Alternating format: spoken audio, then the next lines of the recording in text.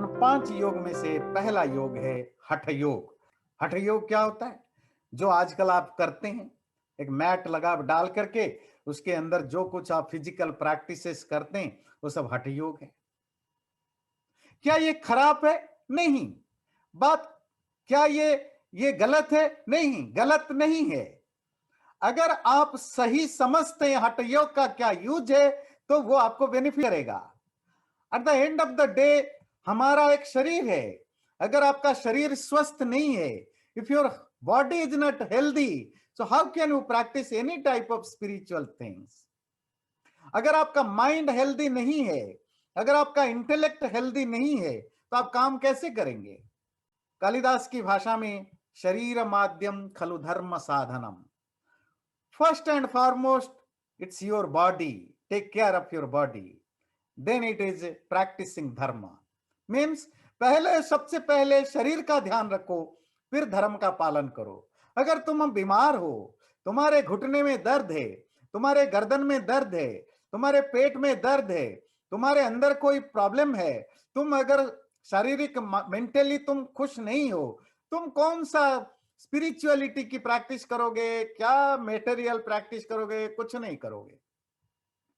तो first and foremost you have to take care of your body. उस शरीर को स्वस्थ रखने के लिए जो योग व्यवस्था है वो हठ योग। तो हठ yoga is dealing with only with your physical and mental health. पर हठ योग से आप परमात्मा की प्राप्ति नहीं करेंगे। पर हठ योग कोई बेकार चीज नहीं है, वो एलिमेंटरी स्टेज है, एलिमेंटरी स्कूल है, जहां आप ए फॉर एप्पल पढ़ते हैं, बी फॉर बॉय पढ़ते हैं, 1+1 2 पढ़ते हैं। क्या ये बेकार की चीजें? आपके बच्चे ने आपसे कहा मम्मी पापा मुझे साइंटिस्ट बनना है, आपने कहा बिल्कुल बेटे, आपको हम साइंटिस्ट बनवाएंगे, पढ़ाएंगे, तो पढ़ाओ, मुझे साइंस पढ़ाओ। और बच्चा आपका 4 साल का है, 5 साल का है, अब पढ़ाने के नाम पर ले आए उसके सामने और बोला देखो पढ़ो, A for apple, B for boy, 1 2 3 4।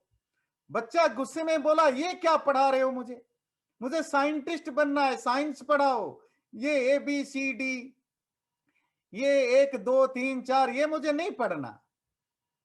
माँ बाप ने कहा बच्चा पहले ये तो पढ़ ले, जब तक तुम्हें 1 2 3 4 नहीं आएगा, जब तक तुम्हें प्लस माइनस नहीं जानोगे, जब तक तुम्हें लैंग्वेज नहीं आएगा, तो साइंटिस्ट तो क्या लिटरेट भी नहीं बन सकते हो।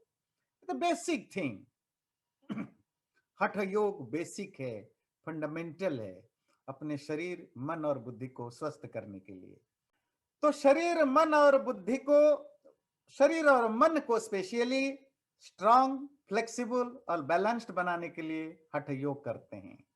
हठ योग के बहुत सारे सब्जेक्ट होते हैं। पहला है षटकर्म।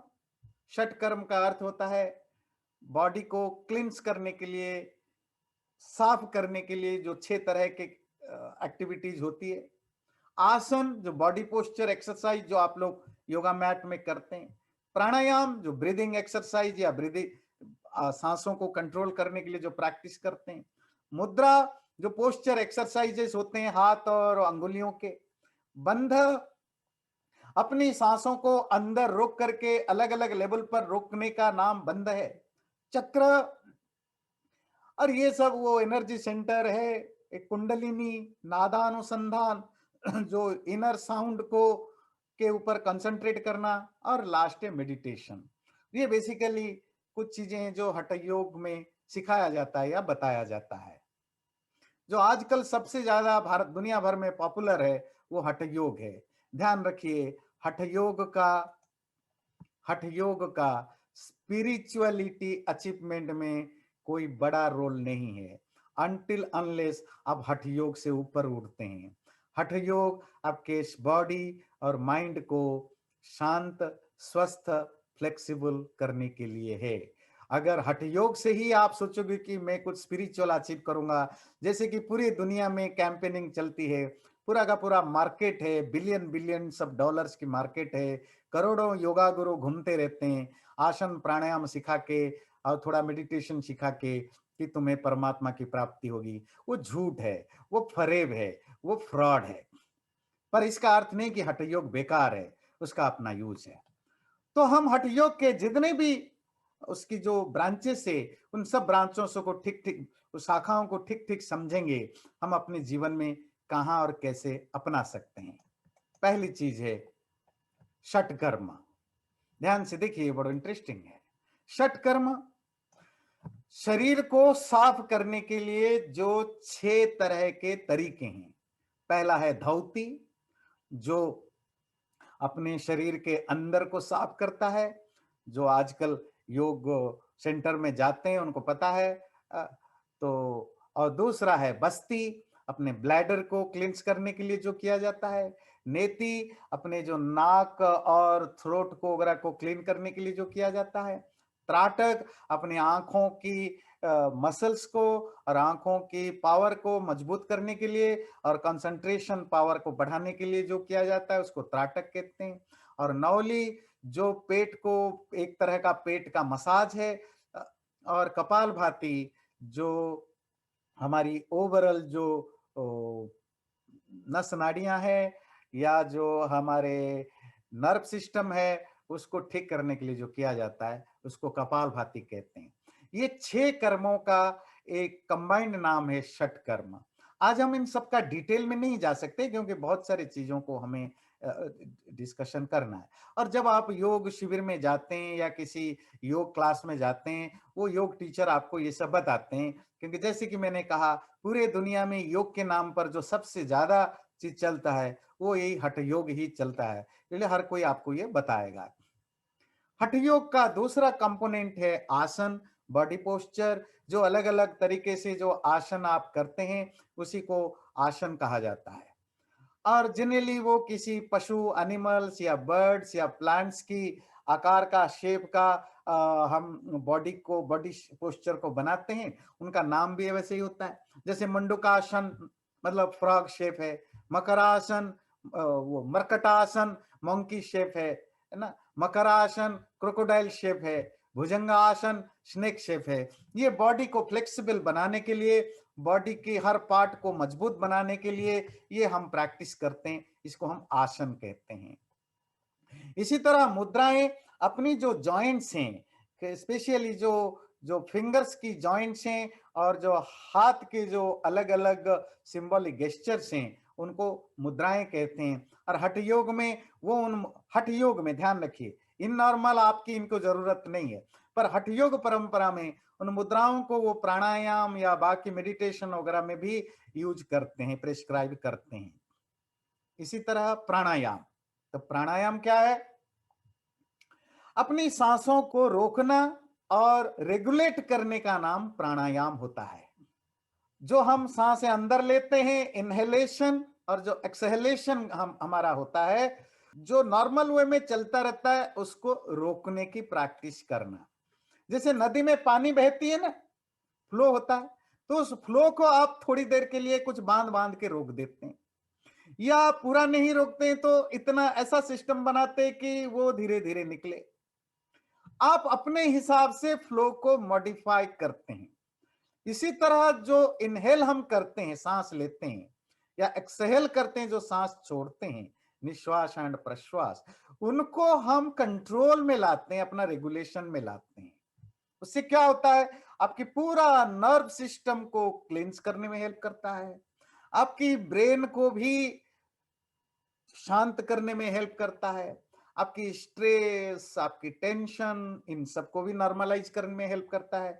इसके अलावा ओवरऑल फिजिकल, मेंटल जो हमारे प्रॉब्लम्स है, इंटरनल या एक्सटर्नल, उन इवन जो हम बीमार होते हैं, उसको भी फिक्स करने में प्राणायाम बहुत हद तक हेल्प करता है। इवन मॉडर्न मेडिकल सेंटर्स में भी अब प्राणायाम और मेडिटेशन की चर्चा तो हम करेंगे, प्राणायामों को प्रिस्क्राइब किया जाता है आपकी nerve system, brain, overall physical जो बॉडी पार्ट्स हैं, उनको फिक्स करने के लिए। प्राणायाम कितने तरह के होते हैं? सैकड़ों तरह के हो सकते हैं। जितने तरह के आज तक हैं, उससे भी नए तरीके भी बन सकते हैं। बस ये है कि आप प्राण को किस तरह रोकते हैं और किस तरह चैनलाइज करते हैं। पर आमतौर पर 3 तरह के बेसिक फंडामेंटल प्राणायाम होते हैं। पहला है रेचक, जो बाहर हम फेंकते हैं सांसों को, एक्सहेल करते हैं। पूरक, जो इनहेल करते हैं। कुंभक, जो रिटेंशन है, जो सांसों को रोकते हैं।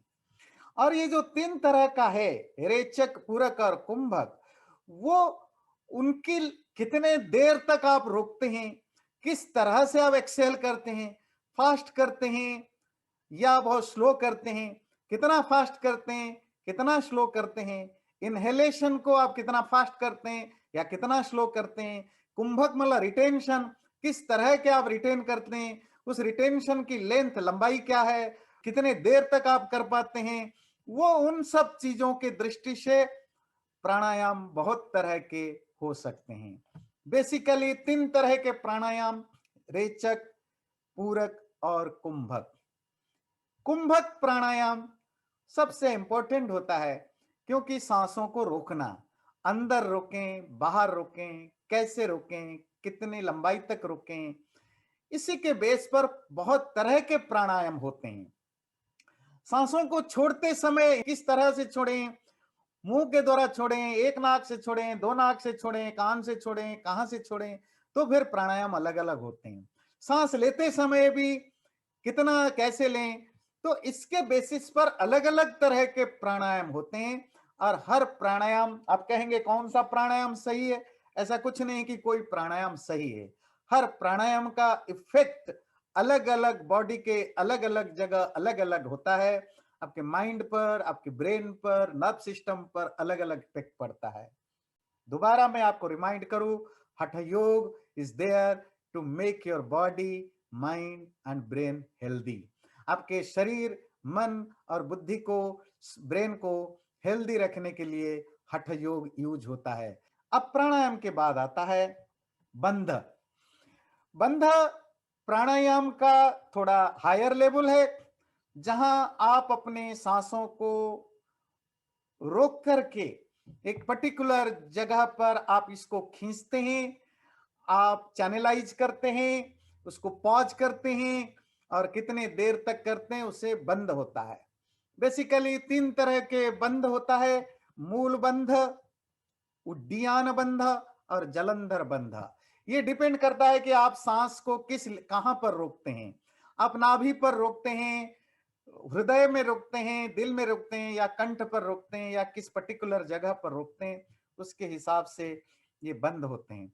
ये भी आपके नर्व सिस्टम, ओवरऑल बॉडी को रेगुलेट या हेल्दी बनाने के लिए यूज होता है। उसके अलावा हठ योग में कुछ और चीजें हैं। इनको बताने से पहले 2-3 इंट्रोडक्टरी बातें बता दूं। हठ योग का बहुत बड़ा रिलेशनशिप है तंत्र से। जो तांत्रिक प्रक्रिया है, जो कि जिसको हम वाम मार्ग कहते हैं, जिसमें बहुत सारे मतलब जो भी एस्टैब्लिश्ड धर्म का जो भी एस्टैब्लिश्ड रूल्स और रेगुलेशन है, उसके ठीक अपोजिट तंत्र लोग करते हैं। आप कहते हैं कि भाई ब्रह्मचर्य का पालन करो एक अच्छा स्पिरिचुअल बनने के लिए। तंत्र में कहा जाता है जितना भी सेक्स करो, वो सेक्स करना ही मोक्ष पाने का रास्ता है। सामान्य रूप से एक एस्टैब्लिश्ड धर्म में बताया जाता है इंद्रियों को कंट्रोल करो, तंत्र कहता है इंद्रियों में खूब भोगो। एस्टैब्लिश्ड धर्म में कहा जाता है सच बोलो, तंत्र में ठीक इसके अपोजिट है।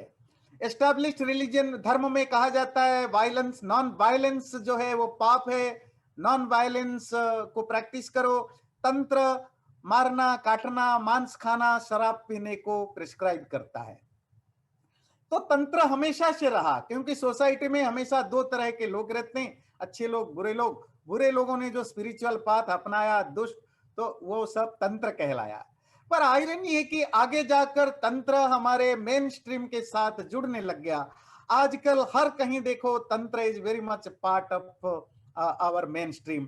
और बड़े पढ़े लिखे लोग भी प्राउडली, सारा वेस्टर्न वर्ल्ड जो योगा करता है वो तंत्र से मिला हुआ योग है। और वेस्टर्न वर्ल्ड को तांत्रिक योग ज्यादा पसंद आएगा भी, क्योंकि the way western culture is, जिस तरह का वेस्टर्न कल्चर हुए उसके लिए तंत्र से जुड़ा हुआ योग उनको शूट करता है, क्योंकि उनके लिए फ्री सेक्स वेरी इंपॉर्टेंट है, फ्री सेंसुअल एंजॉयमेंट बहुत इंपॉर्टेंट है, शराब पीना is very much important part है, मीट खाना, वायलेंस करना, ये सब उनके लिए जरूरी है। उनको ये सब करते हुए स्पिरिचुअल अचीवमेंट की कोशिश करना है। तो जो इंडियन गुरुओं ने ये प्रोवाइड किया उनको, वो खुश हो गए, चलो भाई हम मीट भी खाएंगे, हम अनलिमिटेड सेक्स भी करेंगे, सेक्सुअल कंट्रोल करने की जरूरत नहीं है, हम लाइफ में वो सब बुराइयां करेंगे और मेडिटेशन भी, आसन भी करेंगे, और ये सो कल्ड जो प्रिस्क्राइब कुंडलिनी वगैरह जगाएंगे तो हम स्पिरिचुअल बन जाएंगे।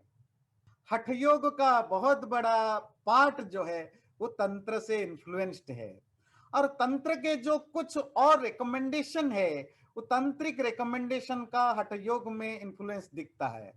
अभी तक जो हमने बात की षट कर्म, प्राणायाम, है ना, और जो बंध वगैरह, वो मेन स्ट्रीम योग से रिलेटेड है।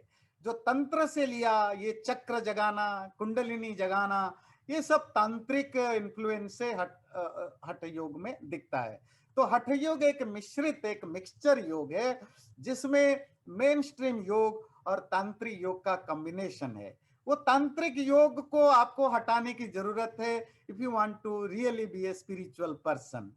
और वो दुनिया में बहुत इल्यूजन फैलाया, भाई चक्र जागरण करो, जैसे ये चक्र चक्र जागरण कराना, ये भी हठ योग का पार्ट है।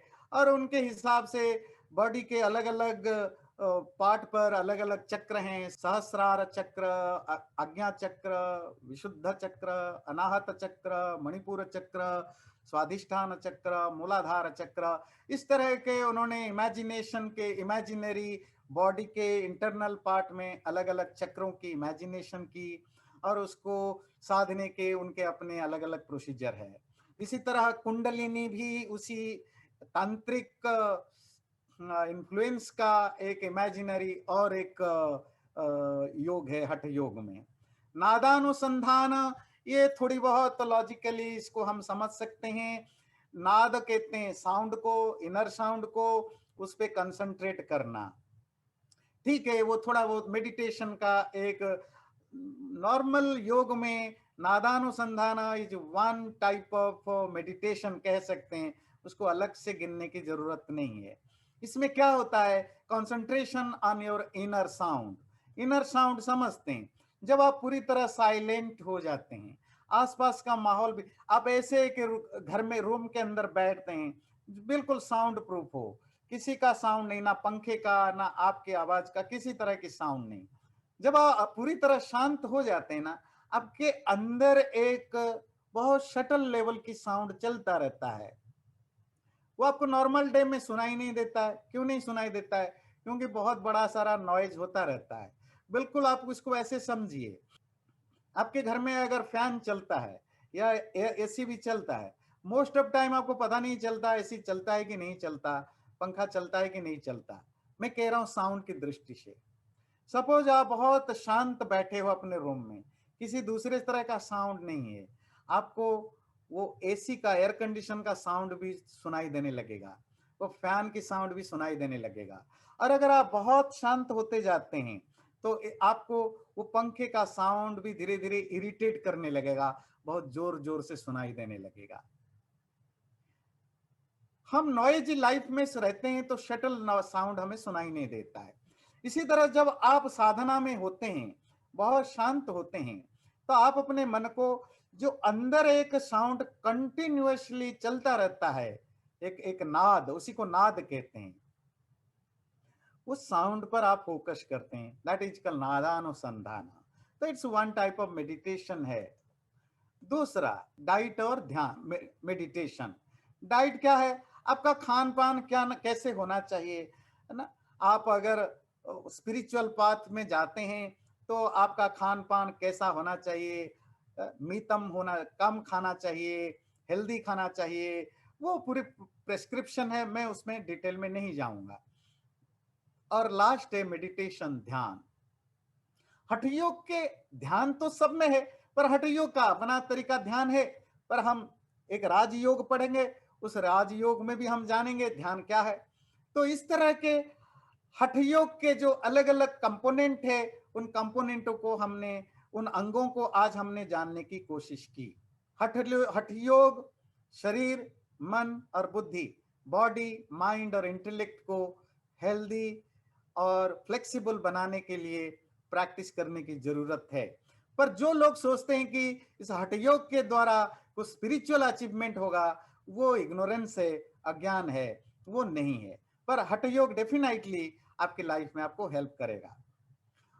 अगले बार हम और एक योग की डिस्कशन करेंगे, कर्म योग और भक्ति योग। फिर समय मिला तो हम नेक्स्ट टाइम ज्ञान योग, राजयोग, सब इन योगों को हम एक धीरे धीरे चर्चा करेंगे। चैनल को सब्सक्राइब जरूर करें और वीडियो अच्छा लगे लाइक भी जरूर करें।